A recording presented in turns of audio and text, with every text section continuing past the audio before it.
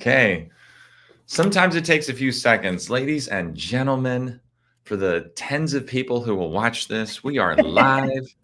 The ones of people, I think is It's what you the need to ones of say. people.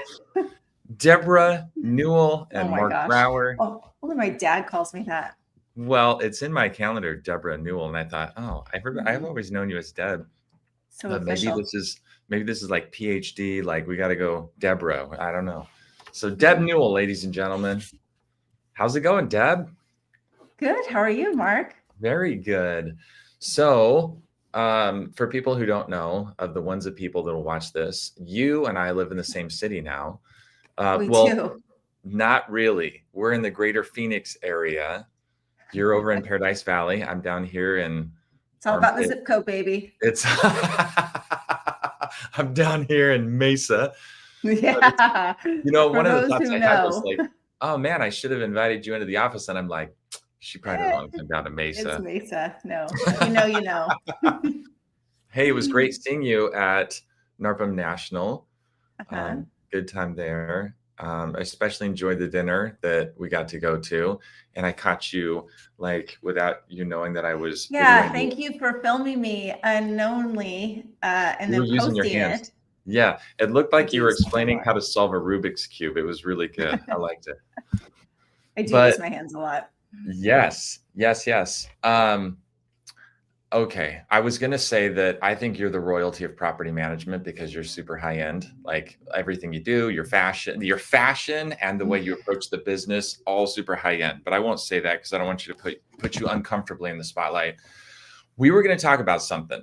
You and I what were we gonna talk about? We were gonna do you want We me to were frame talking it? about, well, business owners, I think is what we That's kind it. of touched That's on. it. We were talking about businesses because I had a few calls that kind of prompted this discussion of owning a business but not running a business. Yes, let's dive in. I'm super interested in this conversation. Do you want me to go Mhm. first? Do you want to go first? No, you go first. Tell me Okay, what you so think. so there's this idea. What you said to me yesterday, correct me if I'm wrong, is people have this idea that at 250 units that they can just sort of phone it in. Like they just want like they think of themselves as a business owner at 250 units. And what does that mean? Like, well, I shouldn't have to work that much because I've got 250 units and my team does everything. Am I encapsulating this Well, I mindset? think that's what you interpreted it to. That's how I interpret it. Yes. So what's the reality? Has this idea shown up? Have you seen this? I mean, you've consulted hundreds of property managers. Like I what? have seen, I don't think the door count matters so much. I do see it more with less doors. The idea of running a property management company and not wanting to be in the day to day. And so, therefore, hiring a director of ops, a VP of operations, somebody who supposedly would be my number two to run the firm Okay. without me there on the day to day. So essentially handing over the reins, I take on all the risk, I take on the responsibility, I pay all the bills, and I'm okay handing over the reins to someone else. Okay. So do you see this? Why is this important? Is it because a lot of people think that they want to be able to achieve this, but it's harder than they think, or because they try to do it and they're delusional, or they crash and burn? Like, what do you see? How does this play out? I mean, what do you mean? How does it get to this point? What are you Yeah, asking? I'm asking. You said that people want to hire a number two so they can get Sure. out of the day to day. Yes. When people want to do that, are you seeing that it succeeds more times than it doesn't? Is there a disconnect? Are people delusional about this idea? I don't know. I mean, ironically, I have seen it somewhat work. Like their profit margins they're happy with them. And I think if that's what they want, here's what it is. if that's what you want and your profit margins are healthy and you're happy with whatever that take home is, and everything seems to be running, okay, and nothing's on fire, and it's just kind of goes, and you're at 200, 300 doors, maybe that's where you stay. But if you also want to grow, if you want what everybody else is doing in the industry, and you want growth, and you want to add on all of these, cool, shiny objects, bolt on to your platform, then you need to rethink it, because I don't think it's not scalable without your presence as an owner to mentor and lead your team, unless you have a phenomenal number two, and it either is your, trusted spouse or partner, that's kind of brought into the business. Otherwise, if it's just a hire, and I don't mean that flippantly, but I'm just saying, if it's somebody who there's not a vested interest into the health of the company overall long term, that could backfire. And what happens if that person leaves, or something happens to them, and they get sick and can't come in, or there's just all of these other things that could happen, these variables that you just really have to think through. So if all your eggs are in this basket and something happens, that could be detrimental to something that you have been coasting on for a long time. Okay, you just laid out several very good arguments, and I want to challenge just this overall premise. I'm going to make an assertion. I think most people are delusional. If they think that if they think that they can actually have a business that runs itself at under 2 million in revenue, I think you're delusional. So I'm going to be bold and make that claim, and I think I can back it up, because because I think I've been delusional most of the time that I've owned my property management business. And when I think about this idea, something I'm really excited about is the pursuit of freedom. And I think that entrepreneurs, generally speaking, become entrepreneurs because they can't stand working for somebody else. And they crave freedom, almost like oxygen. And so when I started my property management business, I know there's a lot of accidental property managers that kind of fell into this, whatever, and then it just kind of took on a life of its own. I decided deliberately, I'm going to start a property management business because it's recurring revenue, it solves repeatable problems, and I can build a team around me that eventually I can get out of the business. That was my goal. I wanted freedom. I wanted freedom of money. I wanted freedom of time. I wanted freedom of purpose, and I wanted freedom of relationship. And if those sound familiar, that's, from the Dan Sullivan, books. Those are the 4 freedoms that he says that entrepreneurs are pursuing. And that resonates with me.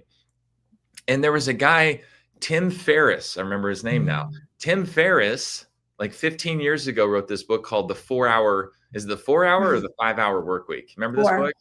And everybody was going crazy, like, oh my gosh, this is it. Like, I can just phone it in for 4 hours a week, and I can make 150,000 a year, 200,000, whatever it is, right? And there was this dream, which I think is a fantasy, that's possible.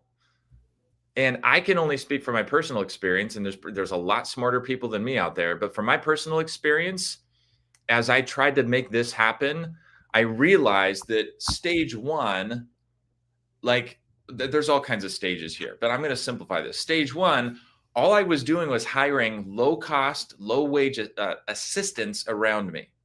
And I wasn't building a sustainable business. I was actually entrenching myself into a self-employment job where I was becoming increasingly more vital for the running of the organization. Looks like you have a thought. Oh, keep going. Okay. You're on a roll. So yeah. And then, so I thought, and I'm going to be a little bit random, so you're going to have to bring me back to center, but Robert Kiyosaki, if you haven't read Robert Kiyosaki's books and you're listening to this, go at least read Rich Dad, Poor Dad. It's foundational. So one of the things that he talks about is you're either an employee, which for most entrepreneur-minded people, this is like intolerable. They don't want to be an employee. They can't stand it. Or you're self-employed, so you move from employee to self-employed, or you're a business owner moving from self-employed to business owner. And this is really important. This is what I want to dig into. Like, these are 2 different things. Or you're an investor. An investor is kind of the top of the heap, right? You've got the capital. Everybody's doing your bidding. If you're not, if you're really bright, your capital grows. Everybody answers to you, right? But Mhm. but go back to this like self-employed to business owner. I think there's a distinction here, and I think most people conflate the two, and they think they're a business owner, but they're really self-employed. So self-employed, you work for yourself, but you're still trading time for money, Exactly. right? Business owner is when you get to you own a system that works essentially without you. You own a system. I like the way you phrased that, but not just a system, because a system without the right people, well, you could Well, sure, argue, but yeah, but you could at argue, this well, that's point, part of the system. I mean, Yeah, that's part of it, right? yeah, Because that's going to ebb and flow throughout business. I mean, Google has those problems. Apple has those problems. You sometimes have the wrong people in the wrong seat, and then you have to switch them out. So it doesn't mean you're not a business owner or you don't have a business. But I think I hear what you're saying. You're saying that most people, or most entrepreneurs, I should say, believe that they reach this business owner stage, but they're really just still self-employed. Is that what 100%, I hear you're saying? Okay. 100%. Like, and So, also the cost of replacing yourself is sure.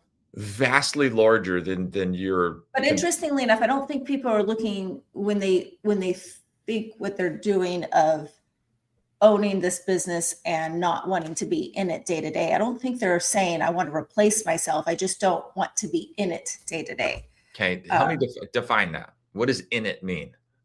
I think doing, answering the phone calls, looking at my emails, being visible to answer questions, come into whether it's a remote position or an in-office position, my office door is open for you to, reach me throughout the day for anything. I have to sign a lease. Everything kind of like the buck stops with me. Nothing can move forward. I have to okay or sign off on not all communication, but vital communication that leaves the office. And so I think that's what I mean by, are you in it day to day, or are you overseeing it every day, or even just weekly? Meaning I might sit in on a monthly meeting, and during that monthly meeting it's kind of like an L10. We're going into a deep, we're talking to the team leads, and we're discussing move-ins, move-outs, and issues, and all of these things that are going on in the business, but they're providing the solutions and they're solving it. I'm there as kind of to help steer the ship just back as it needs to be if needed. But I'm only doing this once a week or once a month. You know what? You just opened my mind to like a slight variation of this framework. Like if I just kind of compartmentalize things into like self-employed versus business owner. But what I'm now seeing in my mind based on your description is there's two levels of being self-employed. Maybe we could simplify it and say there's two levels of being self-employed. The lower level is I'm mired in day-to-day direct labor activities, meaning I am delivering the service. I am exchanging my time, actually front lines of being a crucial component of delivering the service I promised to deliver. And then there's maybe a different layer, and I know these get blended, right? But maybe there's a higher level where it's like, I'm not involved in any direct labor capacity. I am only leadership. I am only management. I am only improvement.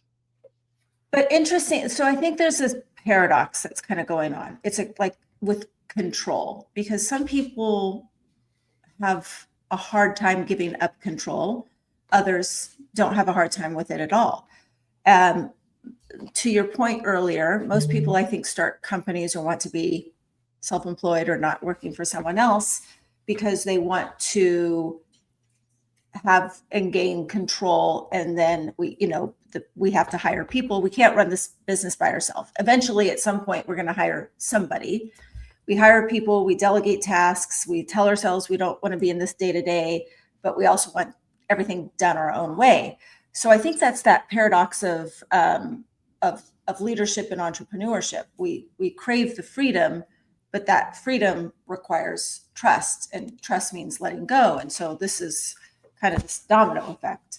But So go ahead. go ahead. No, what? Well, do you kind of agree that there's like these two, like, because I want to dive into what you just said, but I'm wondering if you're kind of agreeing and like taking the conversation forward. Do you think there's like this, like, okay, stage one, maybe not everybody actually wants to get to the business owner stage where the property management business is just a line item on their balance sheet and they're part of the board. Like maybe that's like too lofty or too crazy, or like maybe not satisfying for a lot of people. But it sounds like what I'm hearing you say is that most people that you work with, I'm putting words in your mouth, tell me if I'm wrong, want to move from being signing the lease, inspecting the property, taking the after hours call. They want to get out of that into this higher level. Just I'm sort of leading things and I'm massaging things.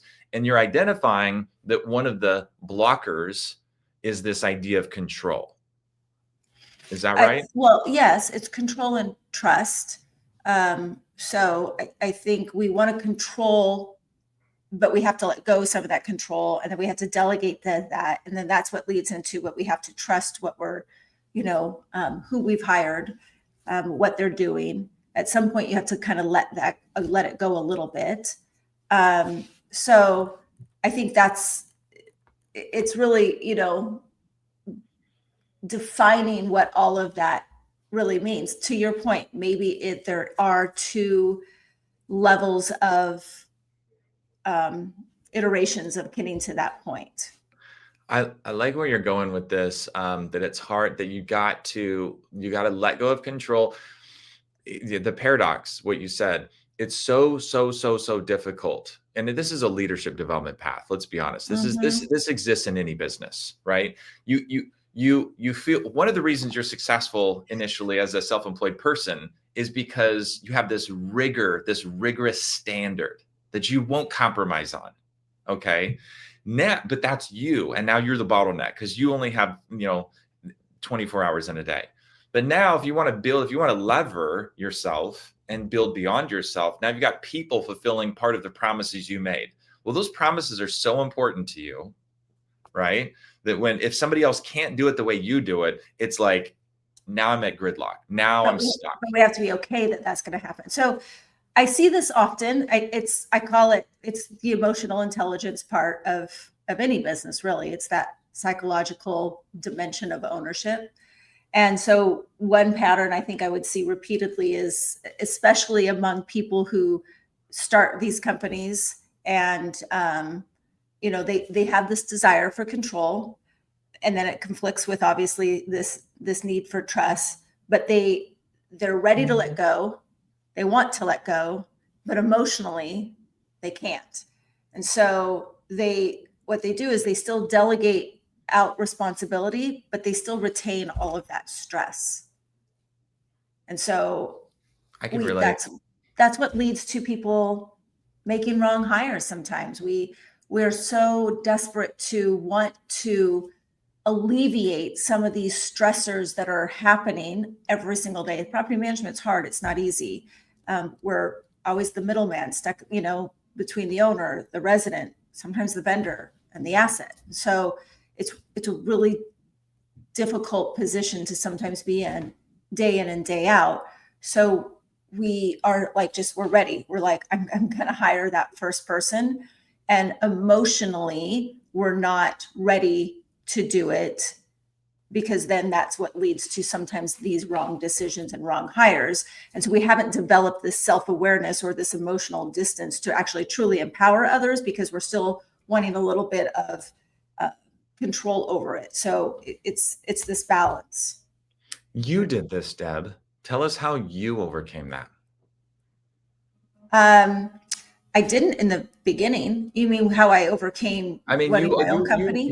You scaled a business. Was this part of your leadership journey where you had to eventually let go?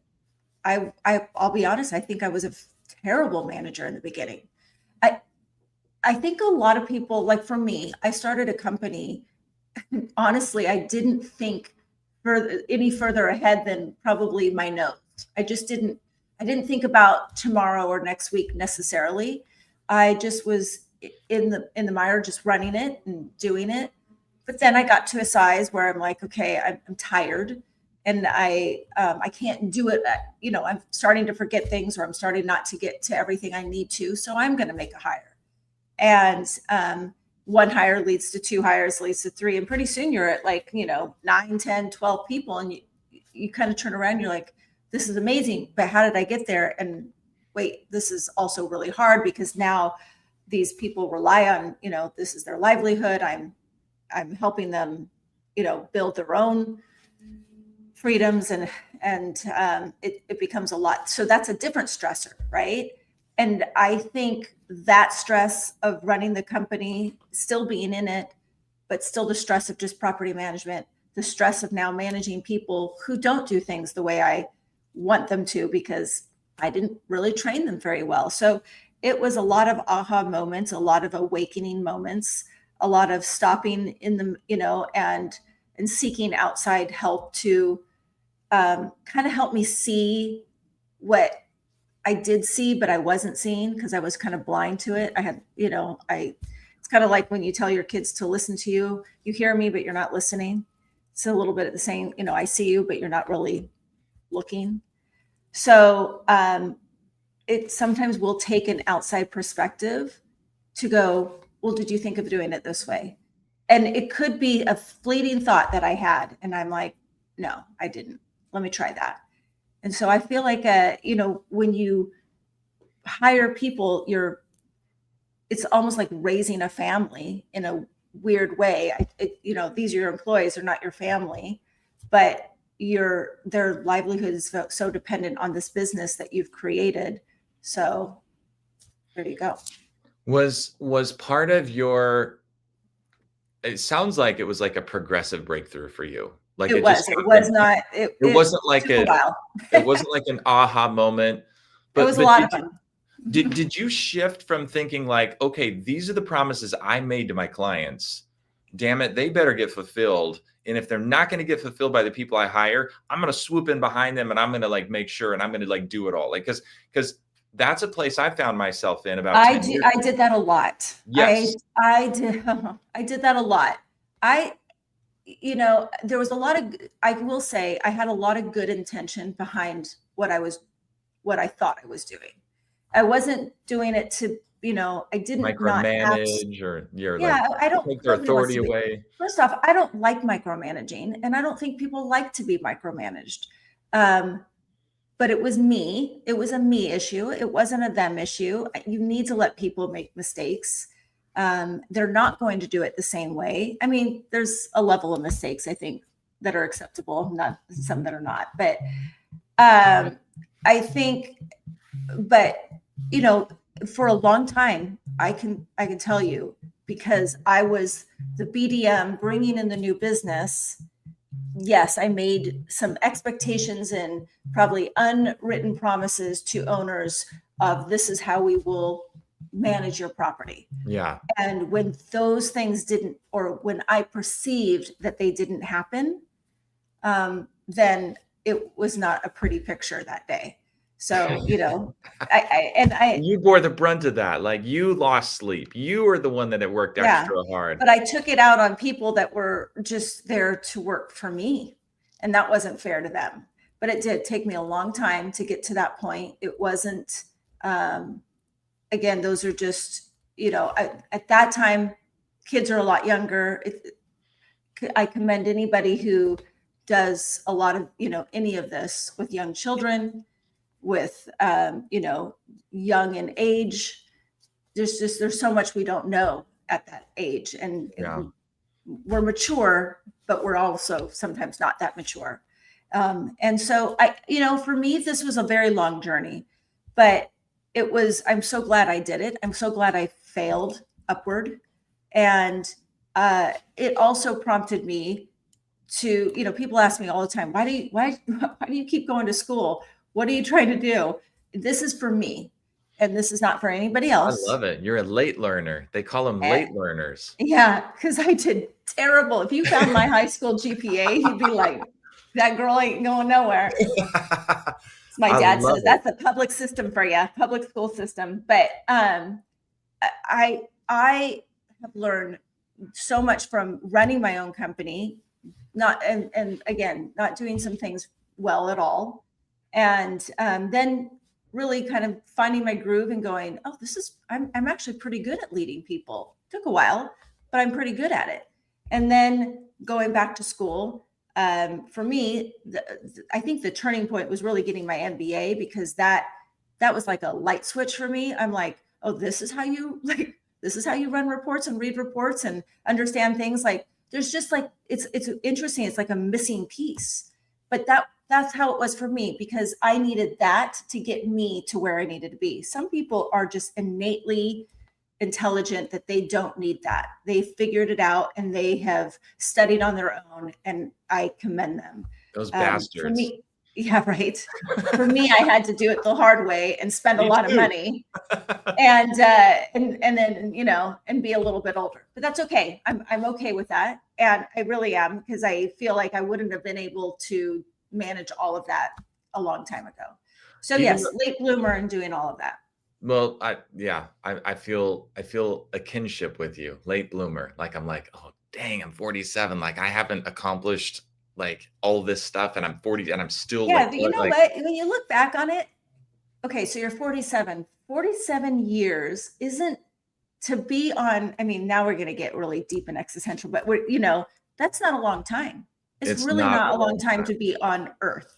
When you Exactly. think of And even, so it's just, it's so kind of look backwards. It it, doesn't, yeah, it's kind of only half of your adult life when you're in your mid it 40s. really Like is. You got a really. long ways to go. And Yes. now with the beauty of modern medicine, because We're never truly, gonna die. You and I are gonna well, live to 150. Let's go. exactly, right? But I look at like my parents, thankfully, my parents are still alive. They're in their 80s.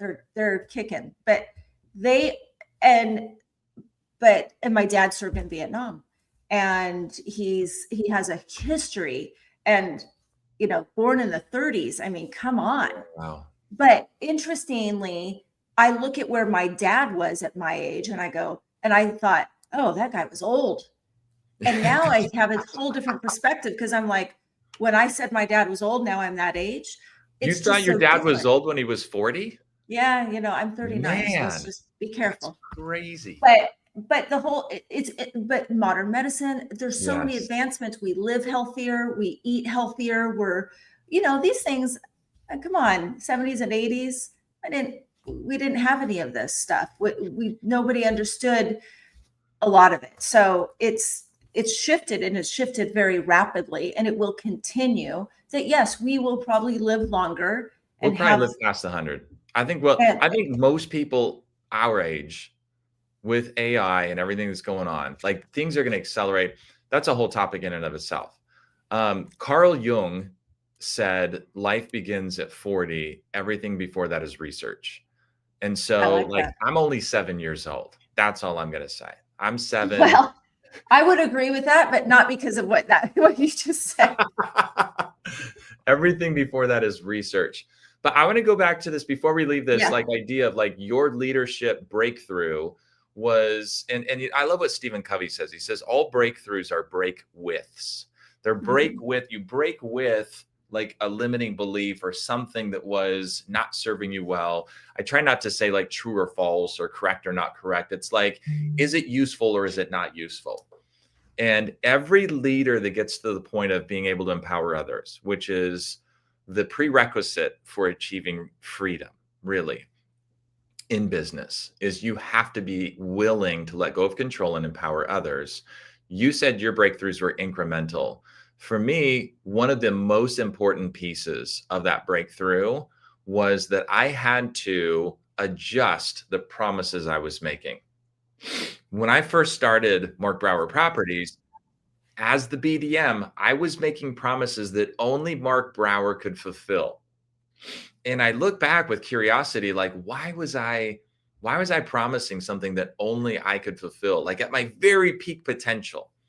And it's because, and we're going like existential, deeper, like psychological, emotional needs, because I think that's where the root is. I think most everything we do is to serve some psychographic, emotional need, right?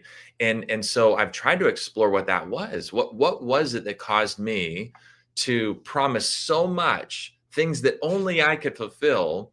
And I think there were two things. There was fear that if I didn't make those promises, I wouldn't get the business, I wouldn't have money, and not having money had significant emotional like weight to me. Number two is I wanted to prove to myself and everybody else around me that I mattered. And that's a really deep existential need, proving that we matter, that I belonged, that I was worthy of love and belonging. Like, you want to talk about like, people will do anything for to meet some needs.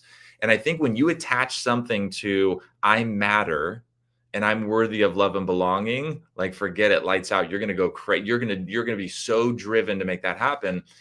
And so I was making promises that nobody else could fulfill in my business, only me.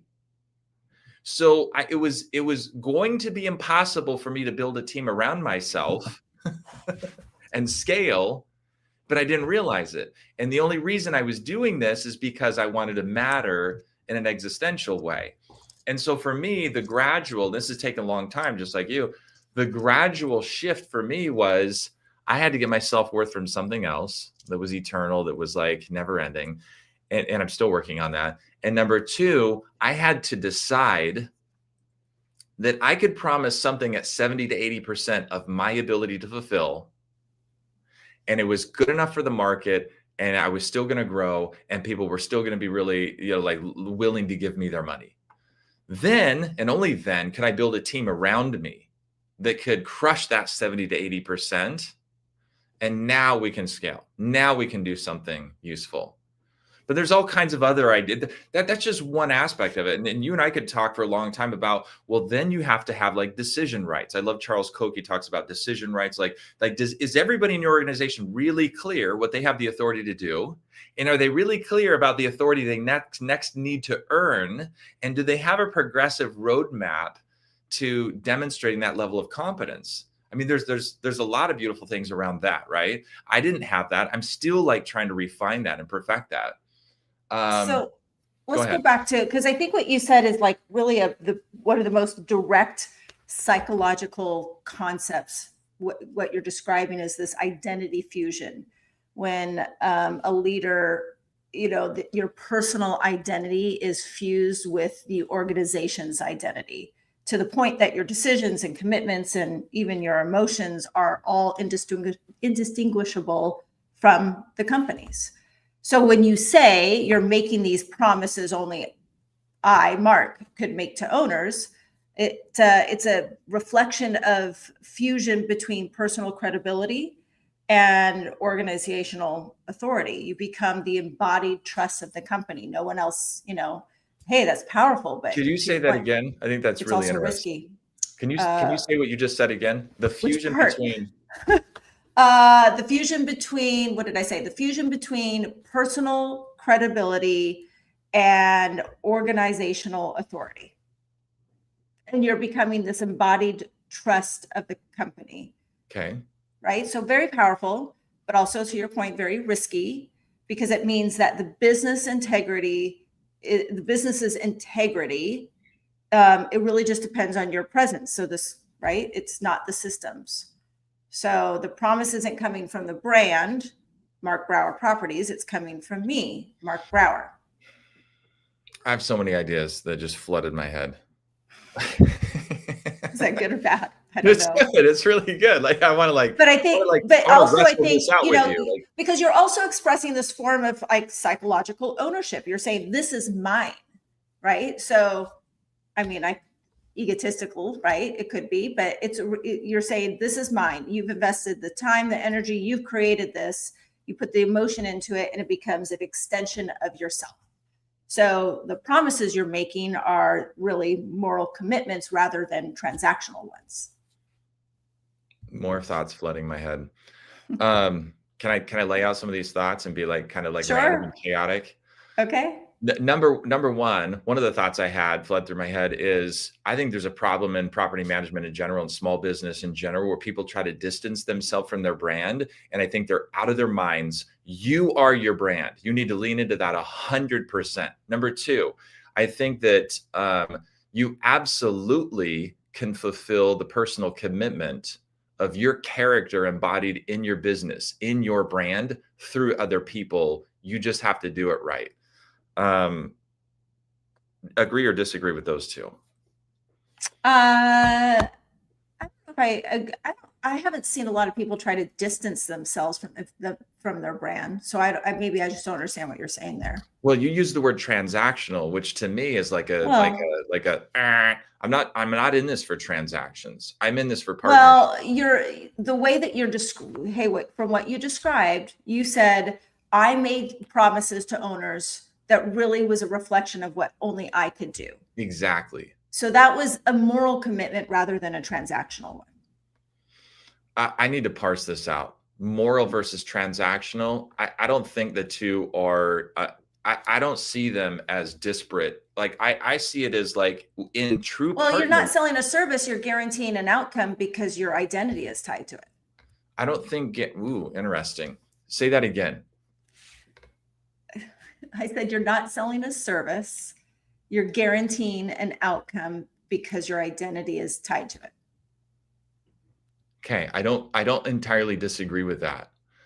But the outcome, let me try to parse this out. The outcome that matters to me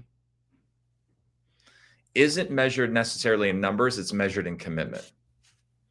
I am guaranteeing an outcome of my character applied to your rental property, which includes the utmost of integrity, owning the outcome, ever increasing honesty, all the values that I'm bringing. And I'm also going to run your business like the business manager that I am at an optimal level. And we're going to agree on those outcomes, which are 90 to 95% occupancy, maintenance spend under 10 to 15. Okay, we're talking about your commitment to owners, correct? Correct.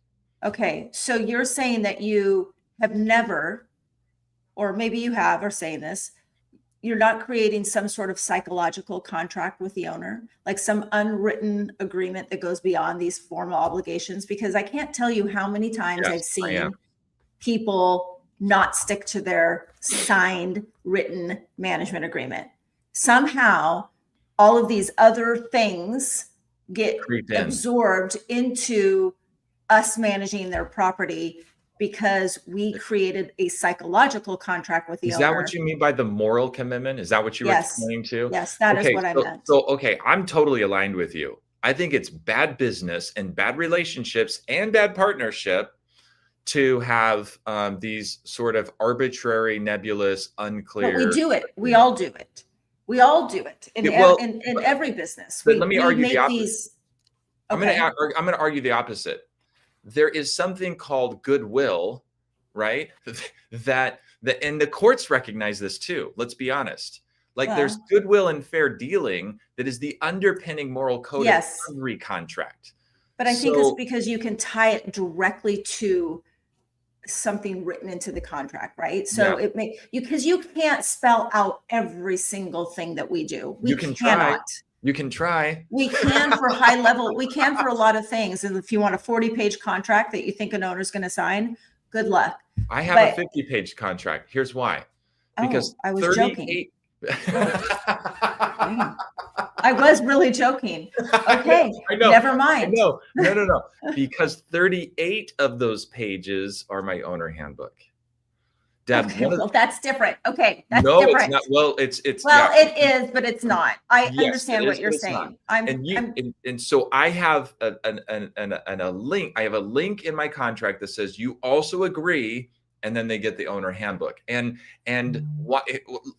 Hear me out. The reason, and I don't think you disagree with this, the reason I painstakingly over 15 years have developed an owner handbook that is, I think, meticulously detailed is so that there's less ambiguity around what is our agreement about this? Because you can't spell everything out. No, and I don't disagree. Handbooks are great for owners, for tenants. But again, this is going back to this enmeshment of of what we're promising and what we're doing. This, in the end, we need owners to trust us. And it comes back down to your point, not everything's going to be written down. We can do as best we can. But I think there's a point where we don't want owners to micromanage us. And when they do that, that means that can go back to, well, without saying it, they don't trust us. Something happened along the way. It could be a bunch of little things. And so that's why there's this moral leadership component. I'm going to go back to the word moral, I guess, this component. We're making promises only we can keep. It's the strong alignment between values and actions. And I think that's the foundation of authentic leadership.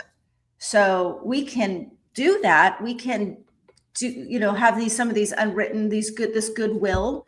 There's a lot of that goes on. But I think when you extend beyond that and it's at the detriment of your team and your business, and then that's a lot. We absolutely cannot give our clients a blank check on our resources. 100% deal breaker. But a lot of people do. And that's what I'm trying to. And so you're trying to put a fence around that. You're trying to put a fence around like, hey. And even going back to the very beginning of this this discussion of letting, whether it's a number two or just who's running the company type of thing. If you're choosing to step out, you're essentially giving, I love this analogy, you're giving a blank check to your team, and you cannot get mad at them and you cannot get upset when they now walk outside and the lines. So I think there's a beautiful tension here. There's a beautiful tension around trying to identify all the what if scenarios, which we agree is impossible. And then this idea of like goodwill, and you can't get pissed because I was just operating under goodwill, right? Like there's a paradox here and there's a tension around this. Here's what I think is important. You used the word transaction a few minutes ago, and I'm using the word partnership. And I don't think we disagree, but I just want to lean into this a little bit. I think where we fail more often than not as property managers with our clients, that with these unbounded expectations, this ambiguity, this lack of clarity that just creeps and it creeps to the destruction of the trust. You used the word trust. It creeps to the destruction of the trust of what otherwise could have been a very productive relationship, because we can't identify every what if scenario. We can't go through all that in the onboarding. Even if we did, they would completely forget it later. And people don't remember what they read. They conceptualize things, but then their emotions drive their behavior. So they're going to be unruly. So what I think, and I'm interested in what you think about this, I think where we fall short is we don't make it clear that we expect a very high level of support in this partnership. First of all, I think most property managers don't tell their clients, we're entering partnership. I'm your business manager. You're the business owner. I'm the subject matter expert. You need to defer to me 100%. Otherwise, why are we moving forward in this relationship? Okay. She's answering an email, guys. I'm going to wait. No, you're going to laugh. My dog is scratching at my door. So I'm like, can you go please let the dog in? I'm going to scratch my door apart. Uh-oh. Do we need to pause? No, it's okay. Otherwise you're going to see me get up, go let her in, and it's totally fine. That's totally fine. We can do that. If we need to, we can do that. Partnership. So if we convey, look, I had this debate with Peter Lohman. He's like, Mark, we can't possibly identify. He said the same thing you said. We can't possibly identify the hundreds of scenarios that will come up and tell them exactly. And even if we did, and if we even, they would forget it anyway. And they're going to go back to their default way of thinking. And it's all going to be just this nebulous good faith, goodwill, like garbage, where like nothing is like set, right? Like, here's what we can do. We could tether the onboarding. I'm not suggesting this because I'm doing this perfectly, but this is an abstract idea that I think merits consideration.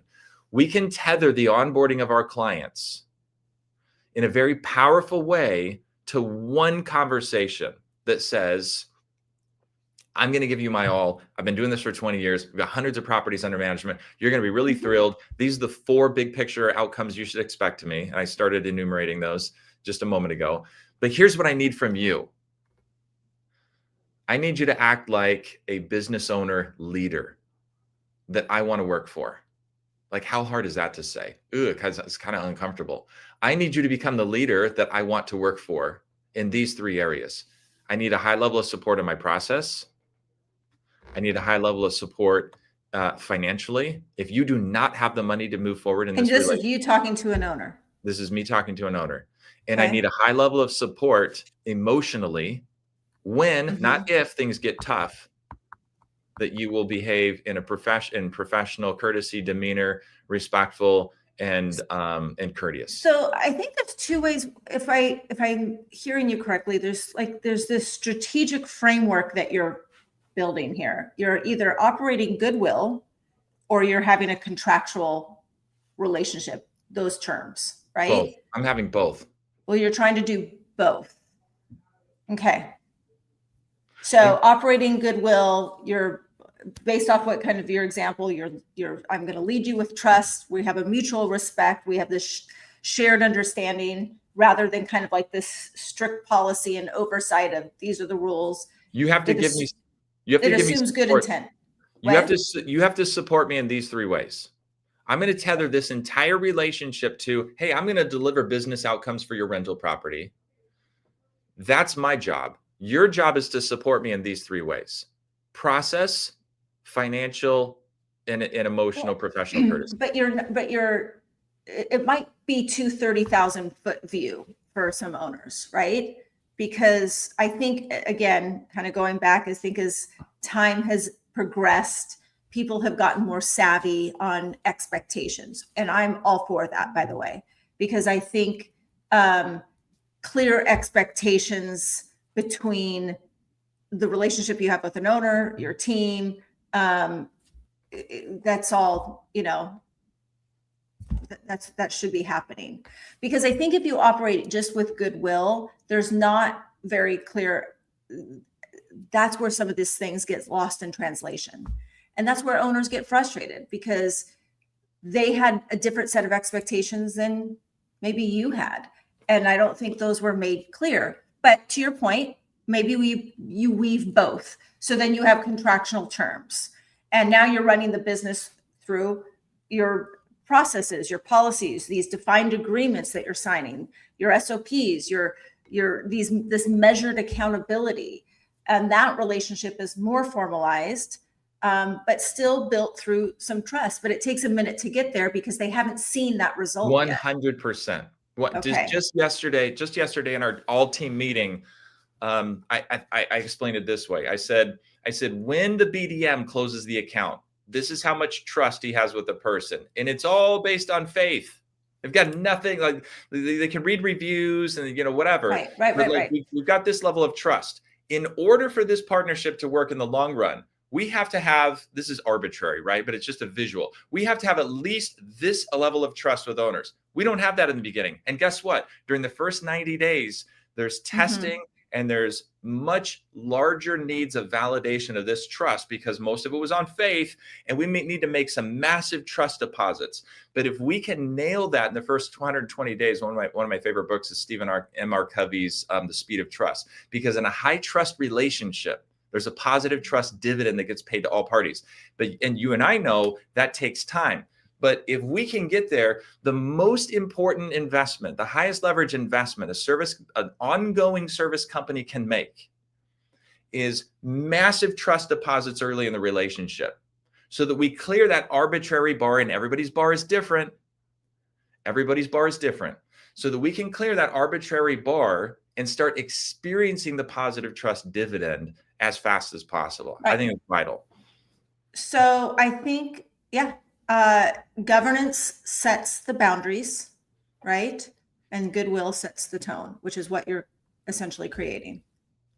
So it's, I think it's from you're being intentional in what you're doing. You're being adaptive as a leader and letting owners know that. So the balance is critical. But to your point, in the beginning of this relationship, we went on faith of what you said, but there's this balance of probably what I would call emotional reliability and operational reliability. And so that will, they kind of have to see it and be comfortable with it. So emotionally they feel better. And then operationally they see that things are getting done. Right. And when they start feeling emotionally better, it's not that they let their guard down, but the constraints and the control and the micromanagement and the worries and the fears, all of that starts abating. I want to tie this in and tell me if you agree with this or not. We talked earlier in the conversation about your leadership journey and how it was incremental and how you had to evolve as a person in order to empower your team and start moving off the front lines. That was the start of our conversation. A lot of property managers, they say they want to be off the front lines, and that's a leadership shift. And you said yours was incremental. Right. I'm going to argue that our owners have to go through that same leadership journey. Let's just hope it doesn't take as long as mine. But because we've gone through our own, we can have empathy for our owners a little bit about how difficult this might be. You know, Deb, my best owners are business owners or leaders in a business. Why? Because I think anybody would agree with you there. Yes, because they've already experienced the mindset Some shift. of it, yes. They already understand how important their time is. B, that a job can be done effectively by somebody else. C, that they shouldn't expect 100%. They should expect 70 to 80% of what. But they're reclaiming their time and their peace of mind. But I also think in the very beginning of this relationship, as you would with any relationship, whether it's between your owner, between your employees, between your spouse, between your children, you need to set clear expectations. And that is what I see getting missed a lot. So kind of going back to the very start of all of this, if you want to own a company and not run it, make sure you have clear expectations on what those, these transactional things that happen throughout the course of this business will, transpire into. So, from onboarding a client, what kind of client are we, do we want to bring on? What kind of property do we want to bring on? To, what is the expectation for when we're leasing out the property? How are we communicating that with the team, with the owners? Like all of that needs to be spelled out.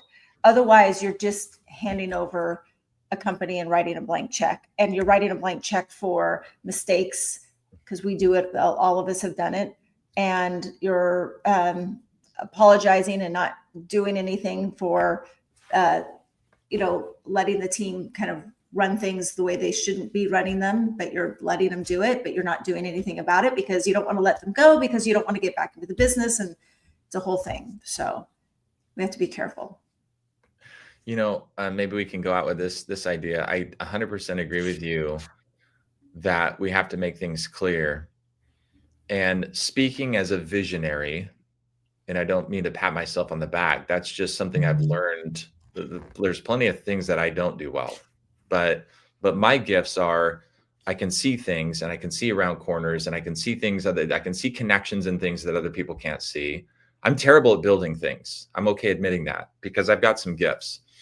But as a visionary, I had this idea the other day and I shared it with somebody, and there's nothing more useless than a visionary that's not clear. Like, I think most of us aren't even clear with our own thinking, let alone able to clearly articulate that thinking to other people. And that's a massive skill on its own. And it's one of the reasons that I've invested so heavily personally in writing over the last year and a half. Writing is the deepest form of thinking. It forces us through the act of creation to get ideas out in physical form. And that practice is much, much harder than we initially think. We sort of naively assume, at least I did early in my leadership journey, that I see this, of course, everybody's going to see this. I'm going to use a few words that obviously should, and I don't want to use too many words because then they're going to think that I'm being like, micromanaging or like, but the act of transferring. Stephen King in his book On Writing says that writing is actually telepathy, because if you do it well, you're actually transferring an image or a really clear idea from your brain across space and time into somebody else's brain. And that is not a small thing. That is actually way more significant than most of us think. Curious about your thoughts. Well, I was kind of still kind of going back and still ruminating over this goodwill and contractual, because I think there's a lot to unpack there. But I think to sum it up, I think the real art of leadership is really knowing how to blend both, which I think was what we kind of talked about, letting your systems define how the business runs, but letting the goodwill define how people feel while they run it. I would call that intentional interdependence, the balance between emotional trust and structural clarity. So I think we can, but does that tie all into I think it does. all of it? Emotional. Yeah. Say that again. The connection between emotional. I'm calling it's a psychological term. It's intentional interdependence. Yes. It's this balance between emotional trust and structural clarity. Yeah. That's when that's what allows you to step back in as an owner without the company losing its soul. Beautiful. So, Deb, it's been great. Long time in coming. Thanks. I've been looking forward to this live stream with you for years. Just kidding. But this was really great. So thanks for sharing. For all the ones of people, maybe tens of people, all if we're the lucky, ones that listened. there was 3 people on just a moment ago. Now there's 2. So this is really cool. Yeah. Okay. But it's been a real pleasure. I want to do this again soon. Your wealth of knowledge, and just really appreciate your time today. Awesome. Thank you. Thank you.